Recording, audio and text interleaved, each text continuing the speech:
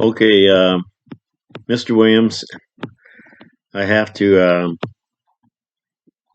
ask you some questions. First of all, when I called you on the 13th, excuse me, the 15th of February, that evening, I talked with you early in the evening, and I thought about something that really impressed me, and it was about the grace of God towards David, and the fact that God knew David's heart, and the fact that, at least I believe and still do, that God knows his thoughts. In fact, David said, "You know my thoughts afar off," and I don't think David was lying about that. It would be just like a wife saying to her husband, or the husband saying to your wife, "You know what I'm thinking," and that's really the whole issue. God knew David's heart, and that he was still, in spite of his evil deeds, or even thinking of evil, he still said that he was a man after God's own heart. And instead of you leaving it alone, you pressed and pressed and pressed it. What really has me puzzled is you pressed it so hard. You were yelling at me on the phone and telling me to shut up and everything else. Very uncharacteristic of a brother in Christ talking to another brother about spiritual things. Which, as far as I'm concerned, on your part, was not spiritual at all. It was anything but spiritual. Okay, you. I don't know what your hangup is, but I do know that you've had issues with other people. I know you had issues with Henry. I know you had issues with the gentleman did the illustrating for you. I can't remember his name right now.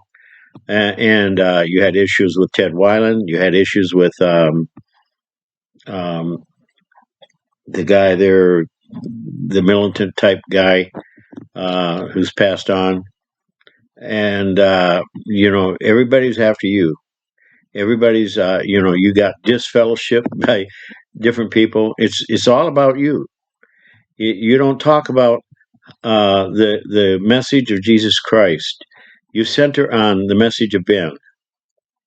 Okay, now I am going to insist that you tell me what the real reason is for what you did, why you did it, what motivated you to be so ugly to me. It was a planned attack. I can tell you that. I believe that. There's nothing that I believe any firmer than you were planning this whole scenario. It's a scenario that you planned. Um, I have a couple suspicions, but I'm going to hold back on that and see if you come through with the truth, because I believe you owe it to me, to my wife, and Christine and myself. Thank you for the compliments you paid her. However, you paid her at the expense of demeaning me.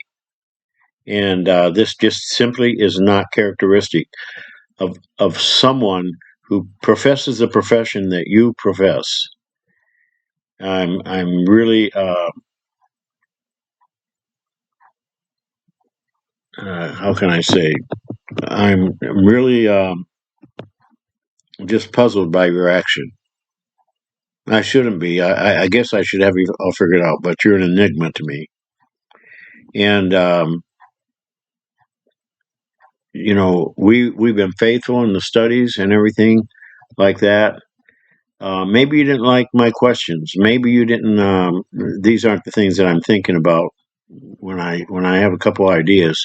I'm not even going to come close to mentioning at least one of those ideas. But maybe there's something that I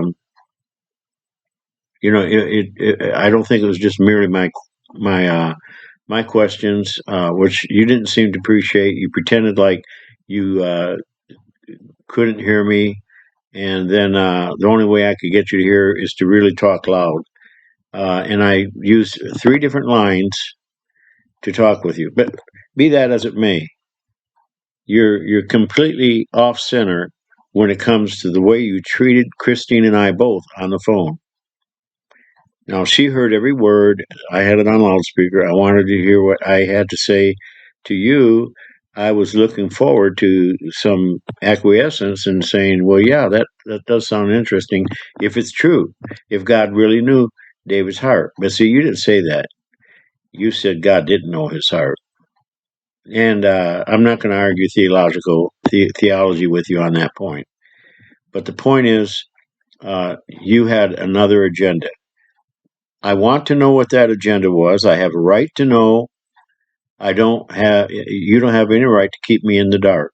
If you got charges against me, you need to make them. You need to make them to my face on the telephone or whatever. But let me just say this, that if you don't come through, then I will do everything I can to expose what you have done to me and to expose your attitude because it's wrong. It's 100% wrong. If I could say it's 200% wrong, I would, but that wouldn't be right. Okay, you are way out of line, my friend. So, be that as it may, you do what you need to do. I'll do what I need to do. But the reality is, you need to come clean and speak to me about this issue.